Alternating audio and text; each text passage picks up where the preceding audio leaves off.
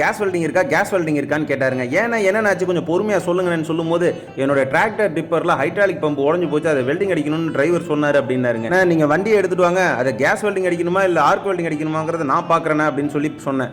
வண்டி வந்ததுக்கப்புறம் பார்த்தா ஹைட்ராலிக் பிஸ்டனோட அந்த எட்ஜ் கட்டாக இருந்துச்சு. ஸோ இதுதான் வந்து டிப்பரையும் அந்த ஹைட்ராலிக் பிஸ்டனையும் ஜாயின் பண்ணக்கூடிய இடங்க.